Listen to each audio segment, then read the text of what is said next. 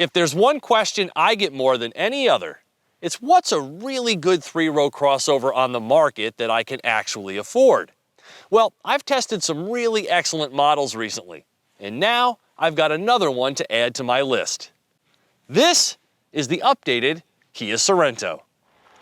The Sorento is Kia's sales champ, on target to sell over 100,000 units this year in the US alone. It's grown and matured in remarkable fashion since its humble body-on-frame days of the early 2000s. For example, this SX Limited trim is an image-busting vehicle for those who still perceive Kia as a less-than brand. Now, not all Sorentos are this well-stocked, but even the base Sorento L comes with a touchscreen and full smartphone integration for around $27,000. And all 6 trims now come standard in the 3-row 7-passenger seating configuration. But if you want the V6, all-wheel drive, chrome wheels, LED fog lights, softer leather, second-row heated seats, upgraded cabin materials, and a round-view monitor, this SX Limited is your only stop. Pricing with a few nominal extras is $48,025. Now, if you think that sounds excessive for a Kia, think again. It possesses the full pantry of luxury convenience items, delivers a library-quiet cabin, and gives the driver a little something to remember it by. A 3.3-liter V6 producing 290 horsepower and 252 pound-feet of torque. From its hefty-feeling doors to its hermetically sealed passenger compartment, the Sorento has a vault-like persona, yet in actuality weighs considerably less than its Toyota rival. Now, in fairness, it also offers considerably less cargo volume in all possible configurations. Though it shares identical passenger volume with the Highlander, the Sorento skews in favor of more third-row legroom, which includes separate climate controls. No puking.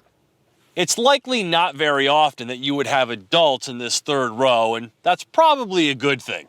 Even though there's plenty of headroom and okay legroom, you sit pretty low to the floor and your knees are up around your chest. I wouldn't want to spend much time back here myself. However, kids should be okay. The spacious second-row seats slide and recline with a trio of electronic connection points, window shades, and a big panoramic roof. These gesture-controlled tailgates are really handy when you've got your arms full, and they work in one of two ways. Now, most manufacturers require a kicking motion underneath the rear bumper, which I really don't like, but others, like Kia, will have the tailgate rise up just by standing near it. When it comes to configuring for full-out cargo hauling, these remote levers are only as useful as the positioning of the front seats. If they can't flop down unencumbered, what's the point? But once down, they reassuredly click into place to create a decently sized flat place to load up. Now, if you're using all 3 seats, well, I hope you're not taking much with you. So what's different on the 2019 Sorento? Well, there are new front and rear fascias elevating its style game. The cabin sees numerous small touches to enhance its premium nature, and electronic features such as driver attention warning, lane keep assist, and a Quantum Logic surround sound system ratchet up the offerings. And there's the new gearbox. The 4-cylinder turbo option is no longer. Smooth and quiet are the Sorento's hallmark driving characteristics. There's really a lot of luxury baked in here for $48,000.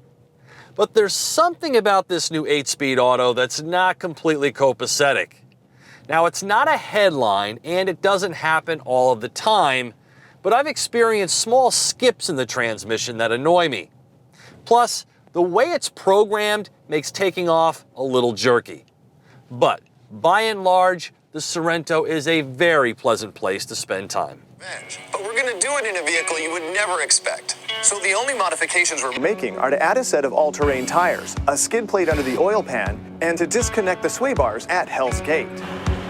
Well, we're not going to modify this, okay? We're not going to disconnect the sway bar. I didn't bring off-road tires with me, nor do we have extra skid plates, but I think we're going to take the Sorento down there anyway. 7.3 inches of ground clearance and Michelin crossover tires don't cry out for off-roading. But the Sorento automatically routes power to the wheel with the most traction, and has a locking center differential to split engine power between the front and rear drive shafts when you need more grip. So go ahead, get it muddy. The rigid unibody feels like it can handle it. At 21 mpg, the Sorento is a little thirsty, but the drive is a confident one, configurable with various drive modes including Eco, Comfort, Sport, and a smart setting that reacts to your style. The electronics are excellent, and the entire user experience flows easily and intuitively. So you want a three-row that packs it in without breaking the bank? The Sorento fits the bill. For TestDriveNow.com, I'm Steve Hammis.